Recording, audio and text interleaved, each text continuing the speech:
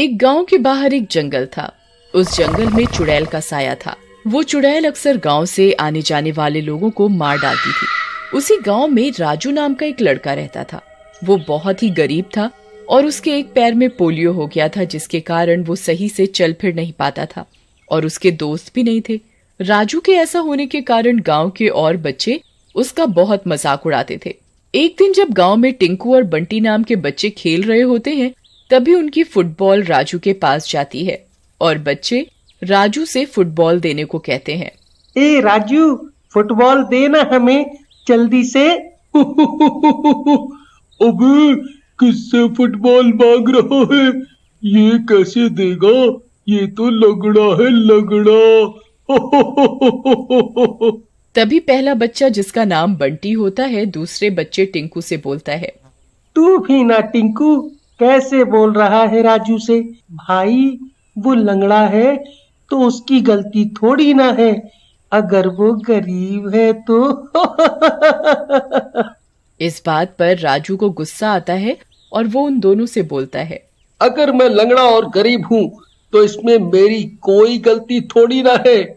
मुझे तो भगवान ने ऐसा बनाया है। इस बात पर बंटी को भी गुस्सा आ जाता है और वो राजू को धक्का देकर गिरा देता है। राजू नीचे गिर जाता है और रोने लगता है। बंटी और टिंकू वहां से भाग जाते हैं। तभी राजू के माता पिता किशन और जया वहां आ जाते हैं और राजू को ऐसे रोते देखकर पूछते हैं। अरे राजू, क्या हुआ बेटा? तुम ऐसे क्यों रो रहे हो? क्या हुआ? और तुम्हारे कपड़े भी गंदे हैं। पिताजी, मुझे गांव के कुछ लड़कों ने छेड़ा, फिर नीचे गिरा दिया। मैं अगर लंगड़ा हूँ तो बताओ मेरी क्या गलती है? राजू को ऐसे रोता देख जया भी दुखी हो जाती है। तू दुखी मत हो बेटा, गलती तेरी नहीं हमारी है। अगर आज हम अमीर होते तो किसी अच्छे डॉक्टर से तेरा इलाज कराते, लेकिन हम भी क्या करें बेटा। अपनी माँ को ऐसे रोता देखकर राजू को बिल्कुल अच्छा नहीं लगता और वो जया को बोलता है। तुम रो मत माँ, मैं बिल्कुल शिकायत नहीं करूंगा। बस तुम रो मत। फिर वो तीनों अपने घर के अंदर चले जाते हैं, लेकिन गांव के बच्चों का राजू को छेड़ना कम नहीं होता और एक दिन बार बार की छेड़ाछाड़ी की वजह से राजू परेशान हो जाता है और घर छोड़कर चला जाता है। राजू जंगल में एक पेड़ के नीचे बैठा हुआ रो रहा होता है। तभी वहां वही चुड़ैल उसके सामने आ जाती है।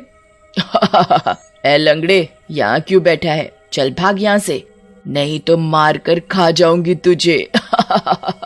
राजू को चुड़ैल की इस बात पर गुस्सा आ जाता है और वो चुड़ैल को बोलता है। भागो यहाँ से, मुझे किसी से डर नहीं लगता। और वैसे भी मैं लोगों के इतने ताने सुन चुका हूँ कि अब डर लगना ही बंद हो गया है। बहुत बहादुर है लड़के तू। तुझे पता है मैं कौन हूँ?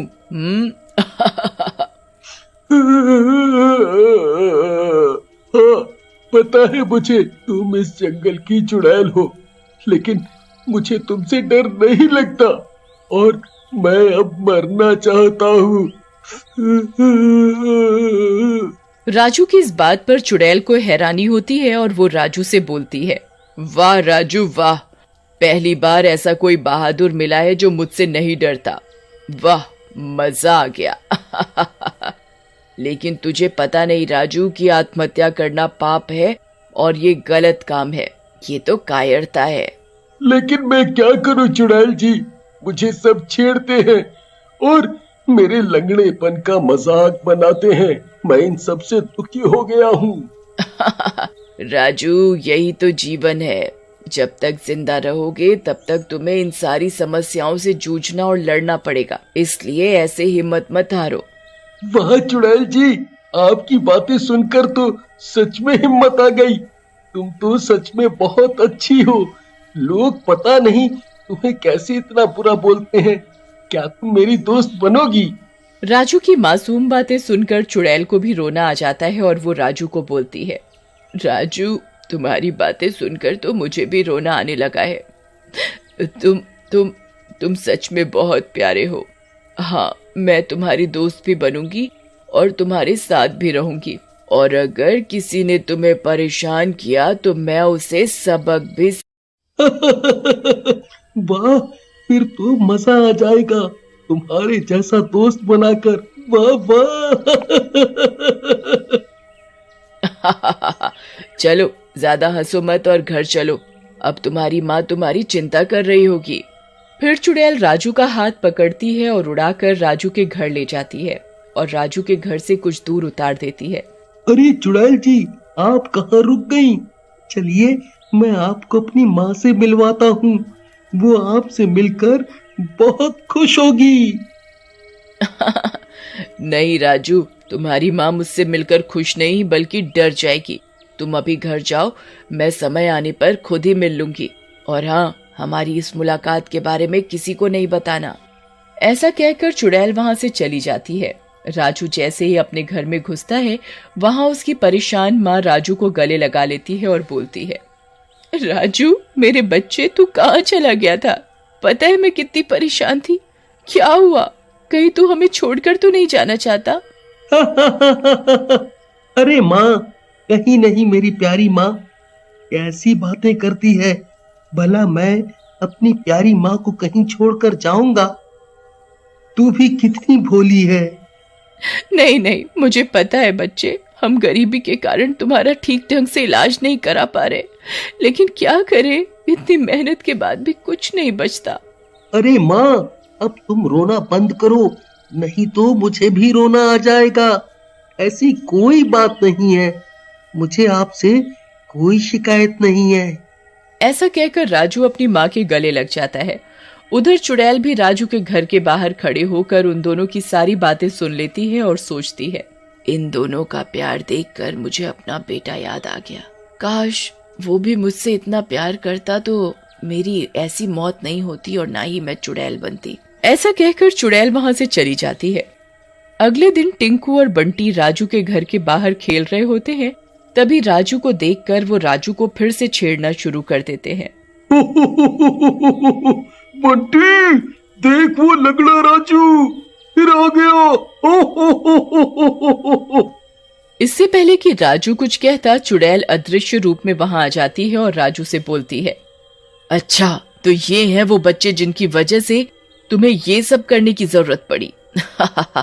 मजा चखाना है इन्हें। हाँ हाँ चुड़ैल जी, क्यों नहीं, जरूर। फिर चुड़ैल अदृश्य रूप में राजू के साथ बंटी और टिंकू के पास जाती है और राजू को बंटी को धक्का देने का इशारा करती है। जैसे ही राजू बंटी को धक्का देता है, चुड़ैल बंटी का हाथ पकड़कर उड़ाकर ले जाती है और दूर से गिरा देती है। ये देखकर टिंकू डर जाता है और राजू को बोलता है, अरे बाप रे, भागो रे भागो, ये राजू तो बहुत ताकतवर है, वो तो हमें मार देगा, भागो रे। ऐसा कहकर टिंकू और बंटी वहां से भाग जाते हैं और ये बात जाकर अपने माँ बाप को बताते हैं। उन दोनों की बात सुनकर दोनों के माँ बाप राजू के घर पहुंचते हैं और जया से राजू की शिकायत करते हैं, जिसे सुनकर जया को भी गुस्सा आ जाता है। देखो भाई साहब, हम गरीब हैं इसका मतलब ये नहीं कि आप कुछ भी बोलोगे। मेरा बेटा तो वैसे भी ठीक ढंग से चल नहीं पाता, आपके बच्चों को क्या मारेगा। जया की बात सुनकर टिंकू और बंटी के माँ बाप वहां से चले जाते हैं, लेकिन जया को उनकी बात पर शक हो जाता है और वो राजू पर नजर रखना चालू कर देती है। एक दिन चुड़ैल और राजू छत पर बैठे बातें कर रहे होते हैं। चुड़ैल के हाथ में एक पोटली होती है कि तभी जया छत पर आ जाती है और चुड़ैल को देखकर डर जाती है। राजू किसके साथ बैठा है बेटा? हट उसके पास से, वो एक चुड़ैल है। और उसके पास क्या है? ये हट वहां से। लेकिन राजू चुड़ैल के पास से नहीं हटता और चुड़ैल राजू की माँ से बोलती है, रुकिए बहन जी, मेरी बात सुनिए, इसमें राजू की कोई गलती नहीं है। मैं ही बेवकूफ थी जो इसमें अपने बेटे की छवि देख रही थी, और इस पोटली में मेरे गहने हैं जिसकी वजह से मेरे बेटे ने मुझे मार दिया था। ये आप क्या कह रही हैं भला? एक बेटा अपनी माँ को कैसे मार सकता है? हाँ मेरी बहन, मैं सही कह रही हूँ, मेरे बेटे ने ही मुझे पैसे के लिए मार डाला था। तुम्हारे राजू में मुझे अपना बेटा दिखा, बस इसीलिए इसकी मदद का मन हो गया। तुम ये पैसे ले लो और इसका इलाज करा दो ताकि इसे कोई भी तंग ना कर सके। चुड़ैल जी, लेकिन हम आपके पैसे कैसे ले सकते हैं? ये आपके हैं।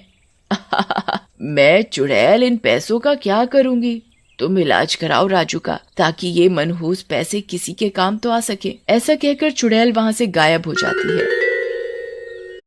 भरतपुर नाम का एक गांव था। उस गांव में एक ठाकुर भानु प्रताप सिंह था, जो बहुत ही अमीर था। पूरा गांव ठाकुर की बहुत इज्जत किया करता था, क्योंकि वो गांव वालों के लिए मसीहा था। अगर मदद के लिए उसके पास कोई आता तो ठाकुर उसे अपने द्वार से खाली हाथ नहीं जाने देता था। वो उसकी मदद जरूर करता था। एक दिन ठाकुर को शादी करने की इच्छा जागी। उसने पास के गांव लखरपुर की एक गरीब लड़की सलोनी से शादी कर ली। ठाकुर जब जंगल के रास्ते से अपनी दुल्हन को मोटर गाड़ी में बैठा कर ला रहा था, तभी अचानक एक भेड़िए ने उन पर हमला बोल दिया। ठाकुर साहब, ये तो भेड़िया है, ये भेड़िया हमें खा जाएगा। मुझे अभी नहीं मरना है, बचा लीजिए मुझे। ठाकुराइन, आपको डरने की कोई जरूरत नहीं। वैसे भी ये भेड़िया गाड़ी के बाहर है। हमारे ठाकुर साहब ने शेर, चीता और न जाने कैसे कैसे खतरनाक जानवरों का शिकार किया है। ये भेड़िया तो उनके आगे मामूली सा जानवर है। अब बस करो हमारी तारीफ करना, हमें हमारी बंदूक पकड़ाओ। हम अभी बाहर जाकर इसका काम तमाम करके आते हैं। ठाकुर साहब, अपना ख्याल रखना। ठाकुर हाथ में बंदूक लिए गाड़ी से बाहर निकलता है। भेड़िया ठाकुर को घूर घूर कर देख रहा था। तभी अचानक भेड़िया ठाकुर पर हमले के लिए आगे बढ़ता है। भेड़िया उसके नजदीक आता उससे पहले ठाकुर भेड़िए पर गोली चलाता है, पर बंदूक तो खाली थी। ठाकुर भागता हुआ गांव के रेलवे स्टेशन पर पहुंचता है। भेड़िया भी उसके पीछे पीछे वहीं पहुंच जाता है। ठाकुर रेल की पटरी पर भागा जा रहा था। तभी भेड़िया ठाकुर पर हमला बोल देता है और उसे काट खाता है। तभी अचानक सामने से ट्रेन आती है। ठाकुर तो एक तरफ हटकर अपनी जान बचा लेता है, पर वो भेड़िया ट्रेन के नीचे आने से मर जाता है। कुछ लोग ठाकुर को बेहोशी की हालत में उनकी हवेली छोड़ आते हैं। मेरे हाथ, मेरा पैर, बहुत दर्द हो रहा है। ठाकुर साहब, आपको आराम की बहुत जरूरत है। आपको उस भेड़िए ने काफी चोट पहुंचाई है। मैंने घाव पर मलहम लगा दी है। कुछ ही दिनों में आप पहले की तरह बिल्कुल स्वस्थ हो जाएंगे, पर अभी बिस्तर पर आराम कीजिए। वैद्य के जाते ही, कैसी अभागन हो तुम। नए घर में स्वागत होने की जगह तुम्हें यहाँ आते ही मेरी सेवा करनी पड़ रही है। कैसी बातें करते हो ठाकुर साहब, आप मेरे पति हैं और आपकी सेवा करना मेरा धर्म, इसलिए मेरे मन में ऐसा कुछ नहीं है। मैं आपके लिए हल्दी वाला दूध लेकर आती हूँ, उसे पीने के बाद आप सो जाना। दूध पीने के बाद दोनों सो जाते हैं। तभी आधी रात के समय ठाकुर को कुछ बेचैनी सी होने लगती है। वो नींद में ही मचलने लगता है और देखते ही देखते उसके पूरे शरीर पर बड़े बड़े बाल उगाते हैं।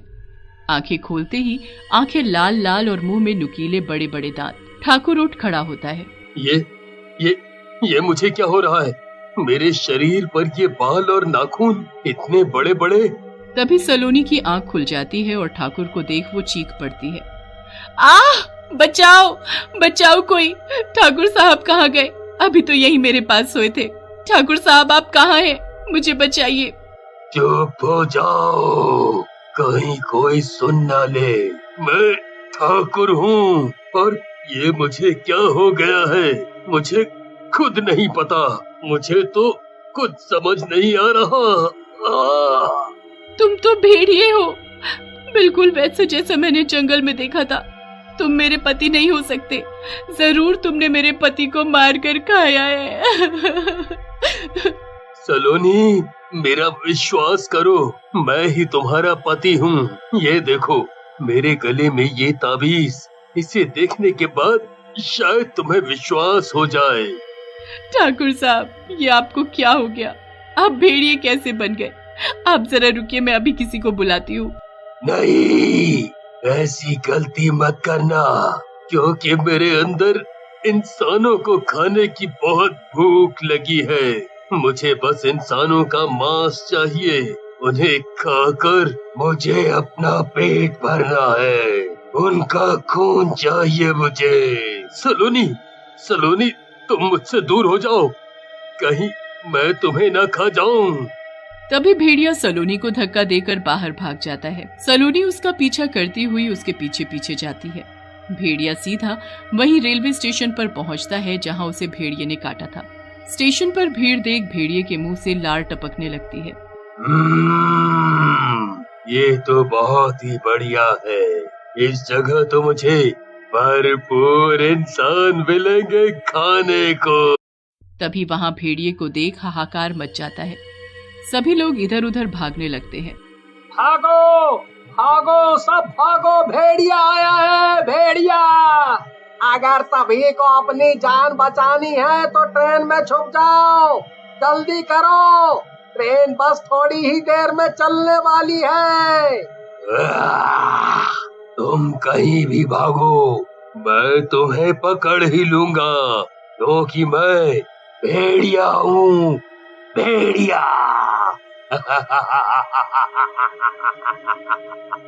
भेड़िया लोगों पर हमला बोल देता है। वो किसी के हाथ, किसी के पैर, किसी का सीना फाड़ कर खाने लगा। दूर खड़ी सलोनी चुपके से सब देख रही थी। ठाकुर साहब, मत कीजिए ये सब, ये गलत है। जिन इंसानों को आप मार कर खा रहे हैं वो आपके अपने हैं, उनको नुकसान नहीं, उनकी तो आप मदद किया करते थे। भगवान के लिए रुक जाओ। हे ऊपर वाले, ये सब क्या हो रहा है? इन्हें ना जाने क्या हो गया है। अगर गांव वालों की नजर में ठाकुर साहब भेड़िए बने दिख गए तो वो लोग इन्हें मार देंगे। सलोनी रोती हुई चुपचाप वहां से घर चली जाती है। सुबह होने से पहले भेड़िया भी अपने असली रूप में आकर घर पहुंचता है। उसके मुंह पर खून लगा था। ठाकुर साहब, ये आपने क्या किया? आप तो इन लोगों के रक्षक थे, आप उनके भक्षक कैसे बन सकते हैं? आपने उन्हें मारने से पहले जरा भी नहीं सोचा। पर मेरी ये समझ में नहीं आ रहा कि आपके साथ ये सब हो क्या रहा है। तभी बाहर से आवाज आती है। ठाकुर साहब, ठाकुराइन, आप कहाँ हैं? जरा बाहर आइए, बहुत बड़ी समस्या आन पड़ी है इस गांव के लोगों पर, जल्दी आइए बाहर। ठाकुर साहब, आप जल्दी अंदर जाकर ये कपड़े बदल लीजिए और अपने ऊपर लगा हुआ ये खून भी साफ कर लीजिए। मैं बाहर जाकर देखती हूँ। सलोनी बाहर जाती है और पूछती है, क्या हुआ? कैसे शोर मचा रखा है? आप लोगों को पता नहीं कि ये समय ठाकुर साहब के आराम का समय होता है? खैर कोई बात नहीं, बताइए क्या बात है, आप मुझे बता सकते हैं।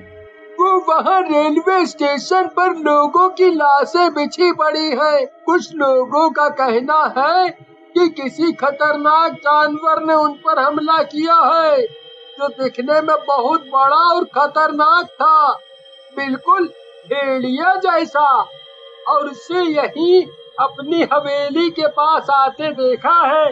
इसीलिए हम सब हाथों में मशाल लिए यहाँ आए। आप और ठाकुर साहब ठीक तो है ना? ये तो बहुत बड़ी समस्या है।